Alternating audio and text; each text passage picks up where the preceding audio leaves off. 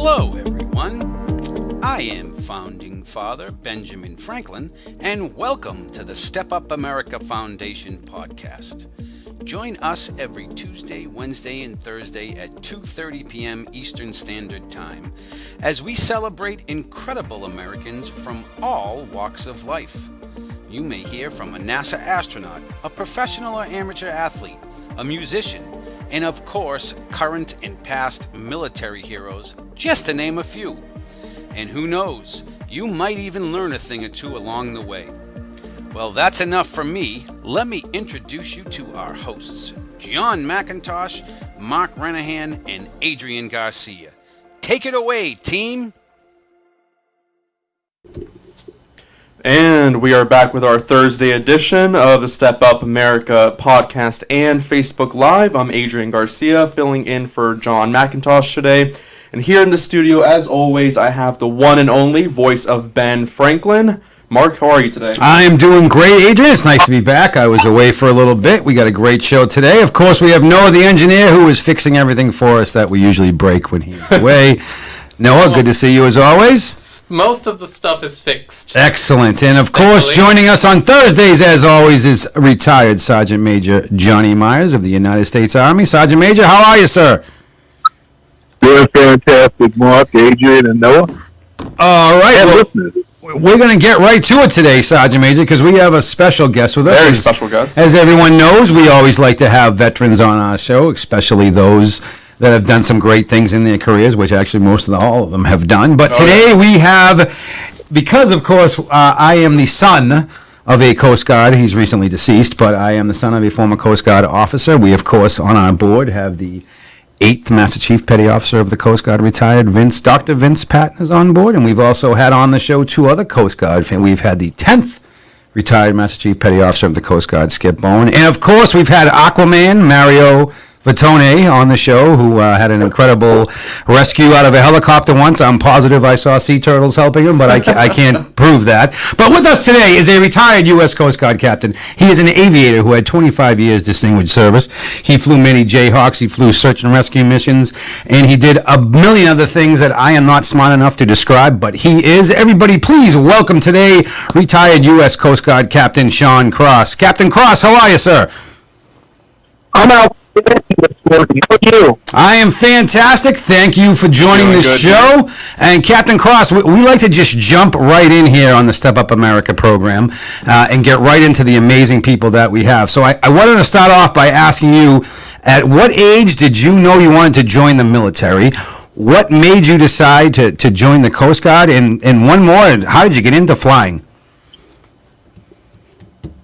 So I guess I'd start out with saying I'm extremely proud to be a Coast Guard helicopter pilot. My dad and I were talking over a beer in some pool this summer on vacation, and simultaneously kind of came to the conclusion that when people ask what we do or did for a living, we both routinely answer I was a Coast Guard helicopter pilot. And I do that from my earliest memories. My dad's work inspired me. I thought what he did was so cool, and that goal drove me from honestly the age of 3. I just looked it up on my screen. Helicopters were serious business for me. It was Lego kit number 460-1. It was released in 1973, and it was titled Rescue Unit. Oh, wow. It came with an ambulance and a rescue helicopter, and that was my most prized possession as a 3-year-old. We talk about it in my family a lot, but my dad visited my class in first grade, and he showed us a movie with Coast Guard helicopters and hovering, hoisting, and rescuing people, and I happened to be sick the next day, but the teacher sent home a thank you book of helicopter drawings by everyone in my class, and I remember having a really serious discussion with my mom of how appalled I was by their lack of artistic prowess. I prided myself as like a 5-year-old with producing, I used to call it highly accurate blueprint-like drawings of helicopters. So I've wanted to do this for a long time, and it was everything I thought it would be. To those in peril on the sea, the sight and sound of a white and orange helicopter approaching is salvation, and there was no finer feeling than bringing home somebody's mom and dad or son or daughter or sister or brother, and I really loved it, and I thought it was a great and honorable career. No, again, one of the things that, when we have guests on the show that we like to, kind of point out is that there is, in each different branch, there are so many different jobs that you can do.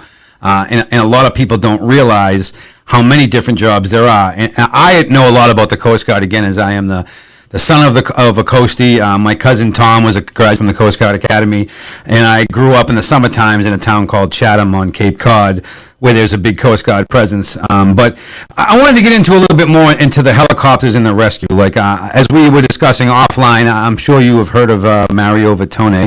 Mario was a great guest on our show, and he was part of a helicopter rescue effort of a Coast Guard that went out to a boat that had been in a hurricane.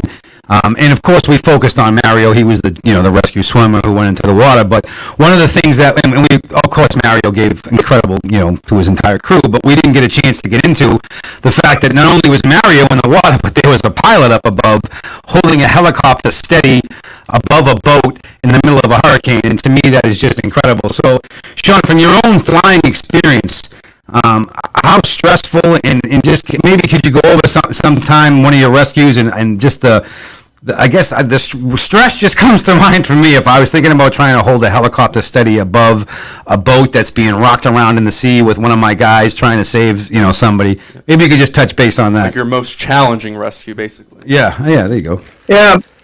Well, I think one of the things that people don't understand is that a helicopter rescue is the zenith of teamwork. A lot of people don't understand. The pilot can't see what's going on because the hoist is so far back behind him. In the Jayhawk, or the H-60, it's about 10 feet behind the pilot. So we actually essentially turn over control of the helicopter to the flight mechanic in the back. And we ask the flight mech, the terminology is con me in, and he gives us conning commands, and it sounds kind of like forward and right 20, forward and right 10, forward and right 5, easy forward and right, hold, back and left easy, hold. And that's really the cadence that's going on, and the pilot is actually flying off of that cadence to put the helicopter where the flight mechanic needs it. And at the same time, the co-pilot is backing you up and calling out if you're off altitude or if there's something that lights up in the cockpit to try not to take your attention away from what you're doing. And you're really concentrating on the cues around you. It might be bubbles in the water. It might be the part of the boat that you can see but is not the hoisting area. So it really is a total team effort.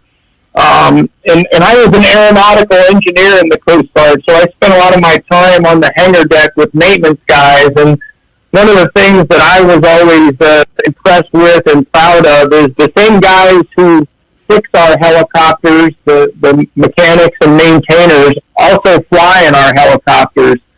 So we asked a lot of those guys, they have to be good petty officers, they have to be good mechanics, and they have to be good air crewmen.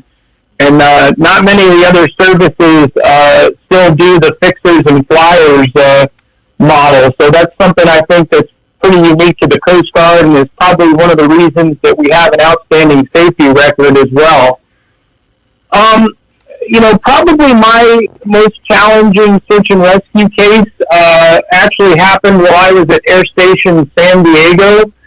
A gentleman fell down a ladder of a big container ship about 700 miles west of San Diego. Oh, wow.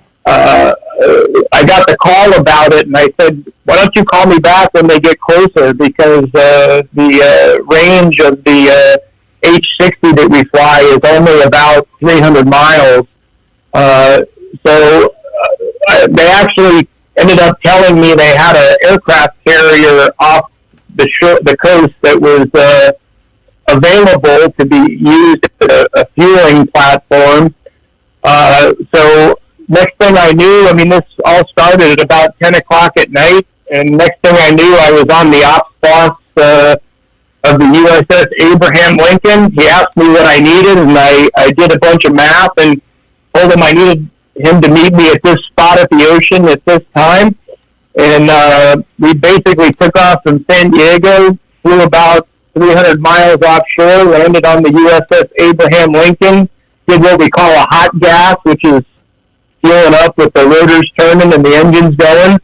We picked up a Navy doctor and a Navy corpsman, and then we flew another 300 miles out to the container ship, and it was a winter storm. It was about this time of year, so there was about 15 to 20 foot seas, and pretty good wind blowing.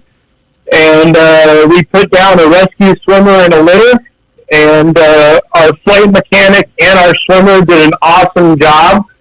The flight mechanic, in particular, I'll just tell this quick story. I had to put the helicopter above some pretty high cranes that were on the vessel. It had its own loading and unloading system. So I maintained a high hover, and we kind of snuck in between rolls to try to put the swimmer on board. And I kind of verbalized to him that I was going to need to come left in about 5 seconds, and right about the time he put the swimmer down. And luckily, the flight mech realized that we weren't going to get the evolution done in time for me to need to come left. And rather than me dragging the rescue swimmer over the gunnel, he picked him back up off the platform, and we slid left and did try number 2 to get the rescue swimmer aboard, and we did it on the second one. So we put the swimmer down. We packaged the patient up. That's how we describe it in the litter. And we picked them both back up. And then we flew another, I think, 250 miles back to the USS Abraham Lincoln. And it was a challenging night weather-wise. We did 2, they call them CCAs, carrier controlled approaches, to get down to the deck of the aircraft carrier.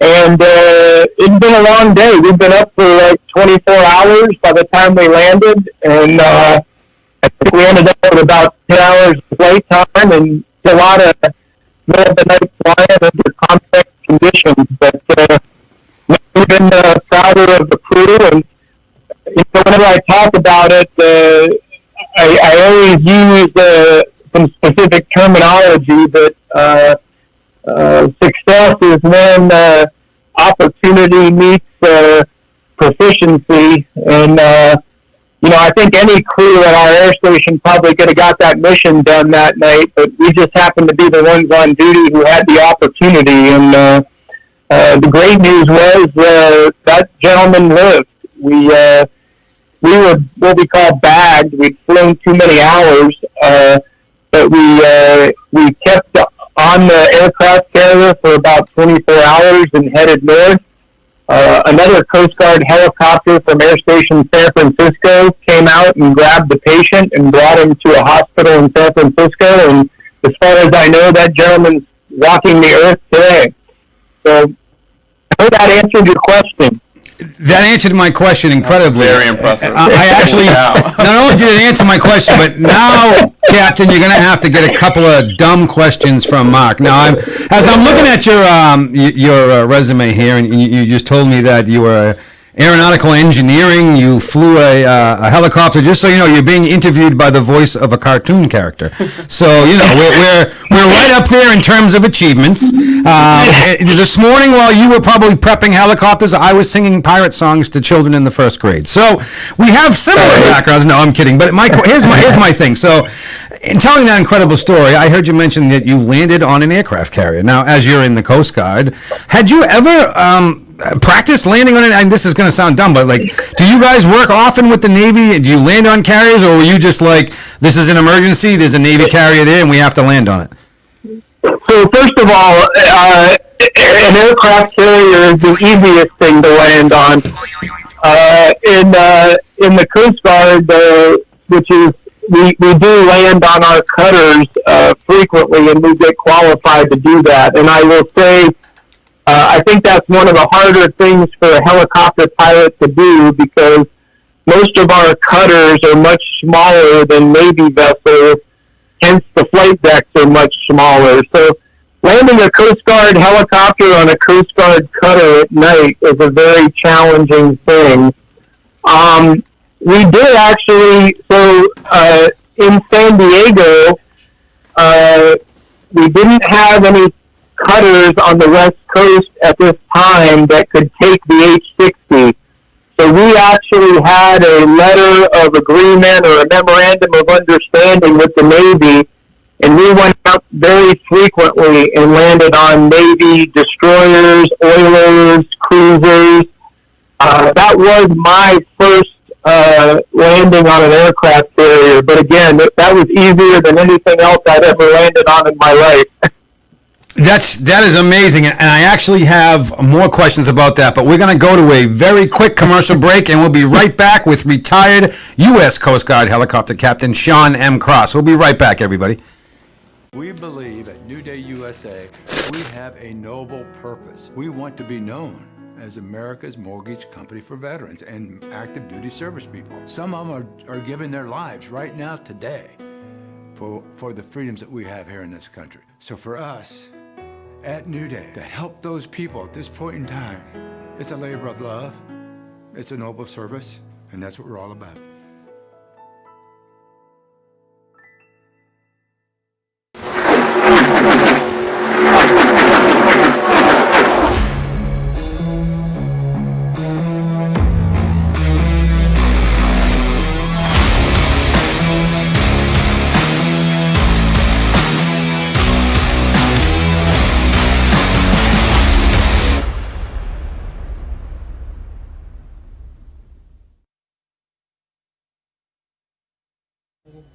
All right, and we And are we're back. with, of course, Adrian Noah, myself, Mark.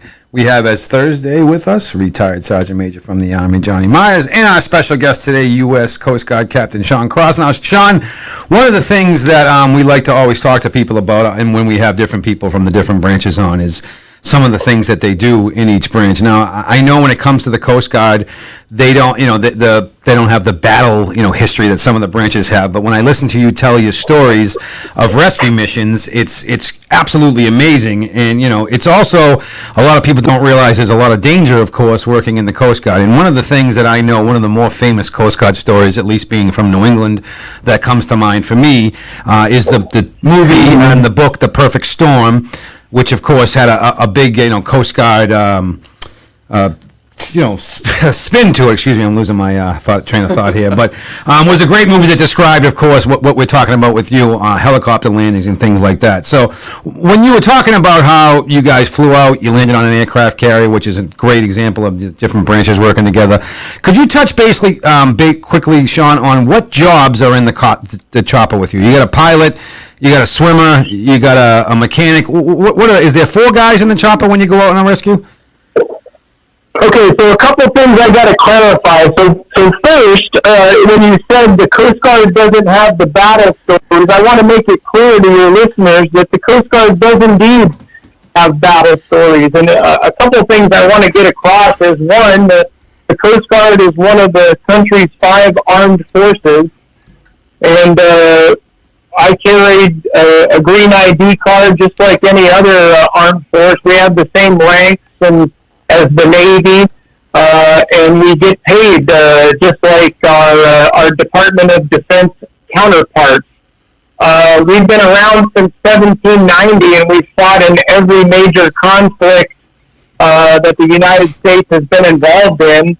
And the other thing that I find interesting is we're the longest continuous seagoing service. So we were founded in 1790, and America actually did not have a standing Navy at the time.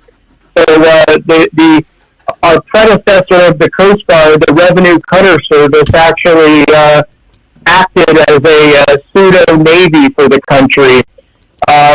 Just a quick thing, one of the things I'm very proud of is if you see the opening scene of Saving Private Ryan, where they're coming in on the LCVP or Higgins boat,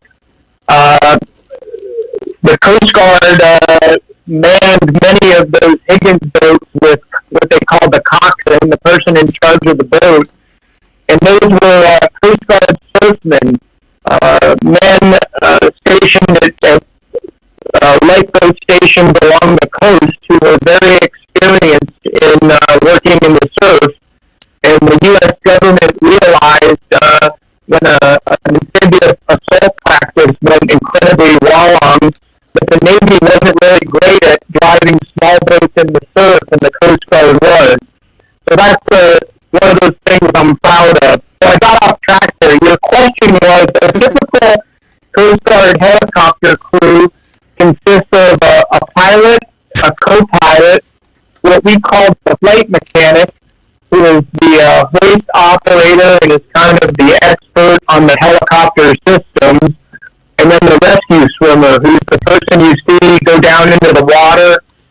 They are an absolute swimming monster, a survival expert, and they're also an EMT, so they can provide medical assistance to the victims that we pick up. In certain cases where we know beforehand the status of the victim, we also take sometimes flight surgeons or flight docs or corpsmen along to supplement what the rescue swimmer can do. But typical crew in both of our helicopters is 4. Excellent, excellent. And by the way, I will second you on the history of the Coast Guard, because my father used to always remind me that World War II Medal of Honor recipient, I believe it was Monroe, was a Coast Guard. Douglas Monroe. Yes, was a Coast Guard guy, and my father used to say that, well, I'm in the Coast Guard, it's who the Navy calls when they need to be rescued. That's just a joke. No one get mad at me. No one get mad at me. But I also know, Captain, that I see you on Facebook, and you do this day in Coast Guard aviation history, and you do this day in aviation history, things like that. And there's a lot of history, again, about the Coast Guard and about aviation. What got you into doing that? Would you like, will you just touch base on that? Maybe talk to us a little bit about that? I absolutely love the Coast Guard, but I'm not trying to insult our public affairs people or anything like that, but I think we do a terrible job of marketing our value to the nation. The Coast Guard does great things for our nation and has throughout our history, but I don't think many Americans are aware of what we've done historically. The gentleman you were talking about, Douglas Higgins boat coxswains that I spoke of earlier, he saved almost 400 Marines from being annihilated on a beach at Guadalcanal, and made the ultimate sacrifice for that. So I've always had a strong urge to kind of tell the story of the Coast Guard, and I am particularly passionate about Coast Guard aviation because I'm obviously an aviator.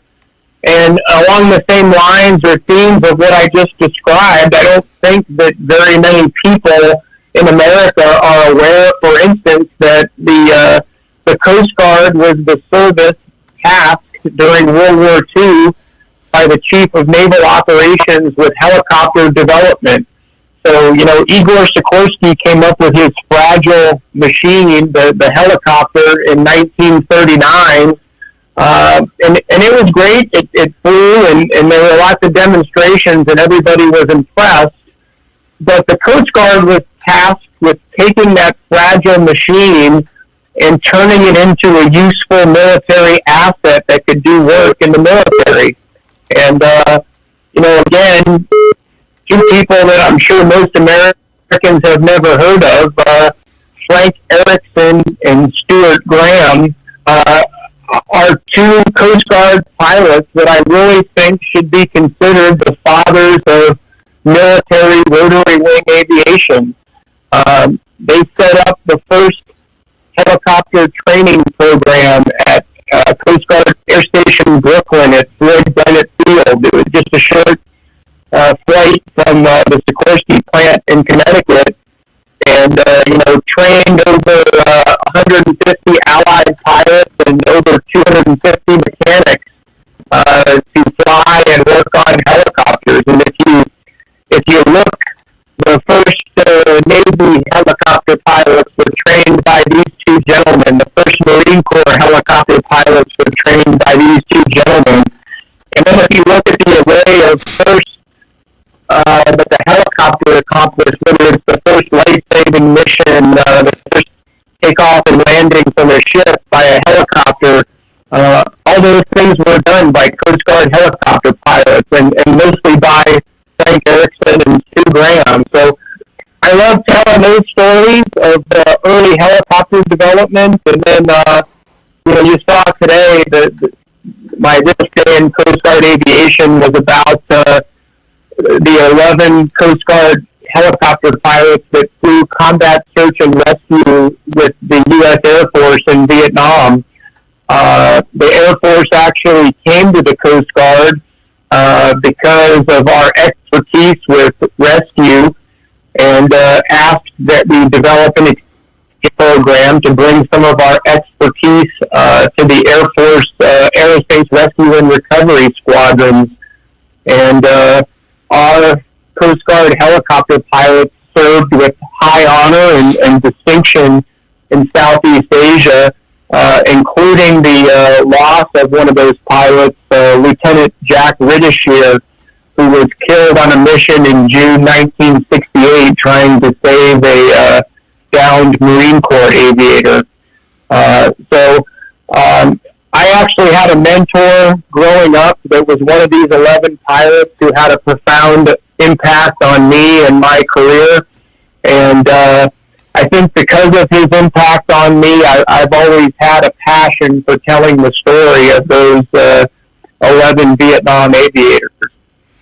Well, that's unbelievable. And one of the things to all of our listeners that Captain Cross is going to be kind enough to do with us is he does put out on Facebook This Day in Coast Guard Aviation History and This Day in Aviation History. And starting actually we're going to start today, and then starting might as well start today. Every Thursday we're going to share Captain Cross's update. It's a really cool, informative story of something on this day, and one he just discussed right now.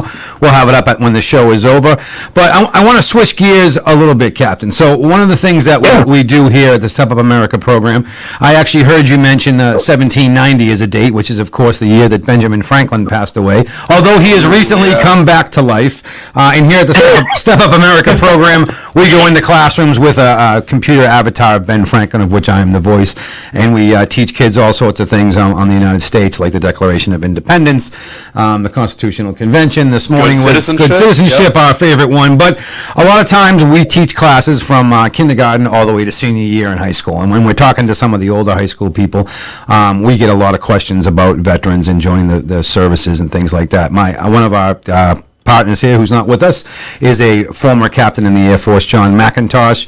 John had a family emergency today, so he couldn't make it. But whenever we're there, John, of course, as an Air Force captain, we'll get questions about being a veteran. And a lot of kids ask, we have Sergeant Major Myers on the line with us also. A lot of kids also ask questions to us about maybe joining. So my question to you, Captain Cross, is if you were approached by a senior in high school, a girl or a guy, doesn't matter, and they said, Captain Cross, we're thinking about joining the Coast Guard, maybe becoming a pilot. Do you have any advice for them? Yeah, absolutely. Again, I was extremely happy with my professional experience as a pilot in the Coast Guard. I think not only did I come away with skills of being an aviator, but came away with great leadership skills.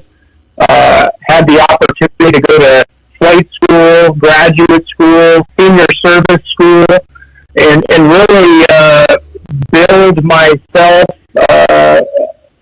with a lot of help from others and great mentors and great senior enlisted folks that served me at a young age and provided wise counsel to me at an older age. I felt supported throughout my career. I firmly believe we need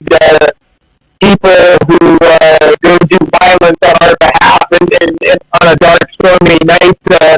The Army, Navy, Air Force, and Marines, I have the utmost respect for them, and we need people like that. I would say if you want to help others, if you want to keep illegal drugs from coming into the country, if you want to save lives, the Coast Guard might be a place for you to look. Particularly if you're a young female, there are no jobs in the United States Coast Guard that a female cannot do. I was very proud of our hangar deck at Air Station Elizabeth City, North Carolina. We're one of the larger air stations, and over half of our pilots were females. And I thought that was a really cool aspect of our unit. A couple of other things that I tell young people, again, nothing against our DOD brethren, but,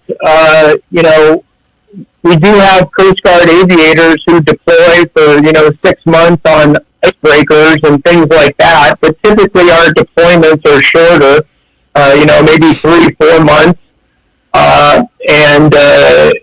That becomes important when you have a family and, kids and a wife, and that's something that I try to tell people to consider. And then, I think the Coast Guard, we tend to have, longer tours, meaning, if you're assigned to an air station, it's typically for 4 years, and you'll stay there for 4 years. And again, I think the less you have to move and the less your wife has to find, a new job and your kids have to integrate at a new school, the better quality of life that can be. So those are the things I talk about with youngsters. I think the services overall are a great place where if you work hard and you care and you keep your nose to the grindstone, that you can succeed. And I always tell people that.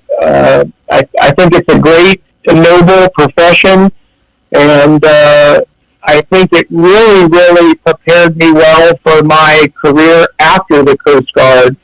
I tell retiring Coast Guard people that when I first got out, I doubted whether my Coast Guard approach would work in the civilian world, and I quickly came to an understanding that most people embraced my Coast Guard approach in the world.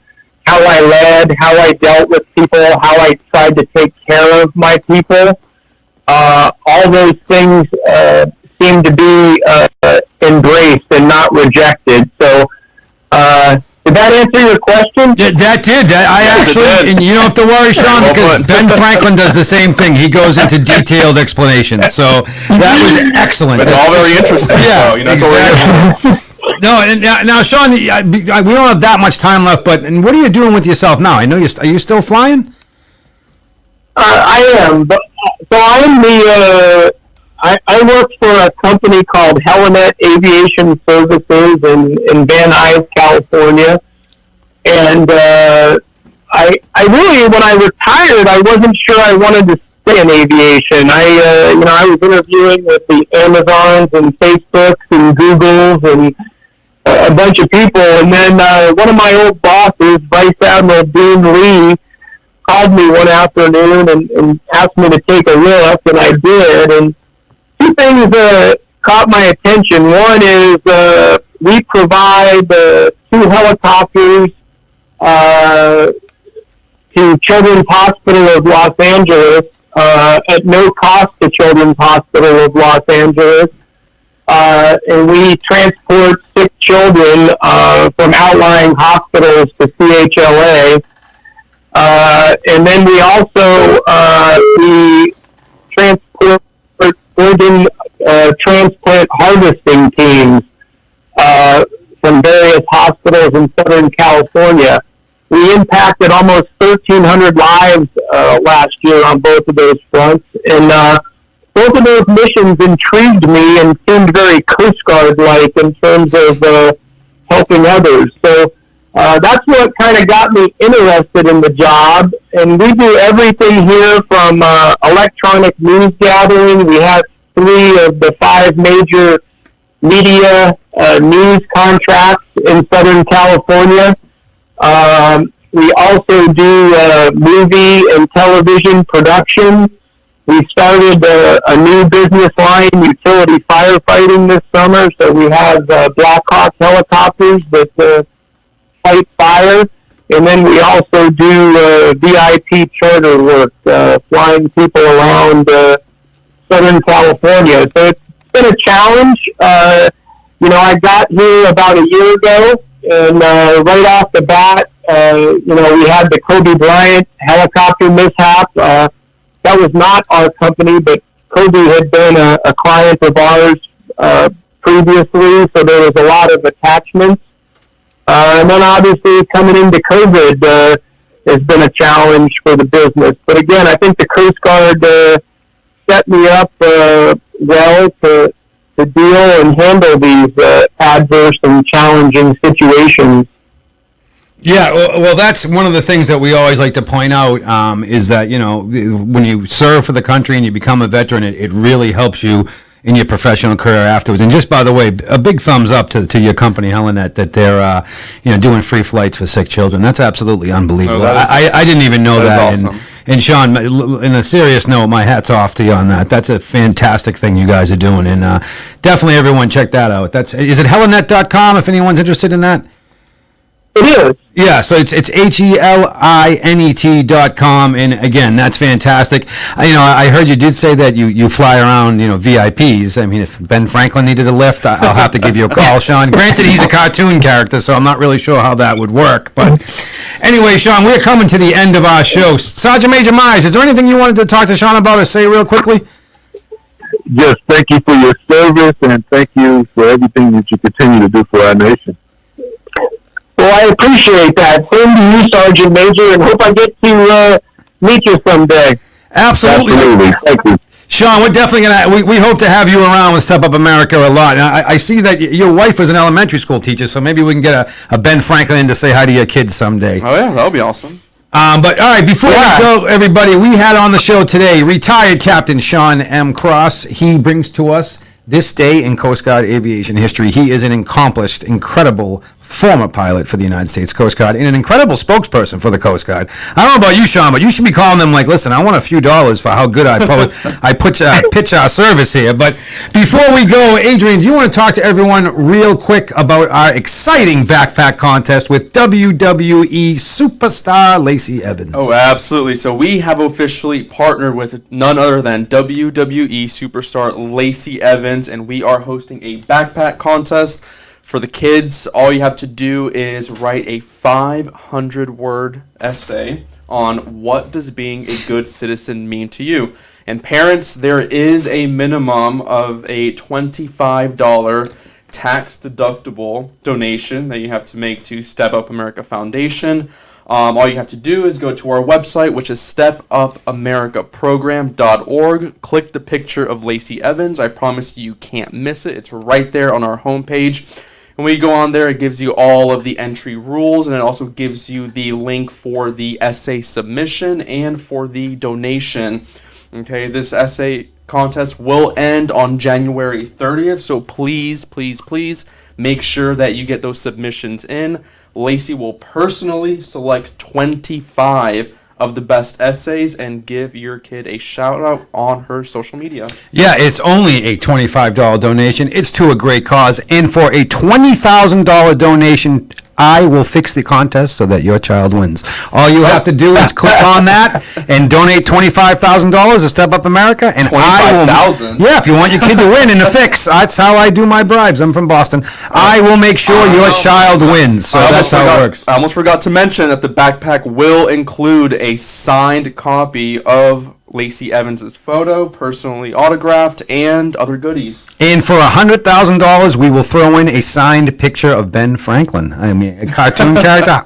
What's that worth? It's unbelievably worth whatever. It's priceless. It's priceless is what it's worth. But once again, today we had with us retired United States Coast Guard Captain Sean Cross. Of course, the one and only Sergeant Major Johnny Myers, retired from the United States Army. I'm Mark with Adrian and Noah. We want to thank all of you for tuning in today. Captain Cross, again, thank you so much for coming on the show today. thank you very much for the opportunity to speak and tell a little bit about the Coast Guard story. I appreciate it. Oh, absolutely. We're going to share right when I get off the show in about 5 minutes. I'm going to share to our Facebook page for all those who follow us on Facebook, on the Facebook Live, today's version of This Day in Aviation History. So for Adrian Noah, Sergeant Major Myers, and of course Captain Sean Cross, thank you all so much for tuning in today. And remember the mortal words of Ben Franklin: be kind to others, and you're being the best to yourself. Thanks a lot, everybody. Thanks a lot, Captain Cross. Thank you.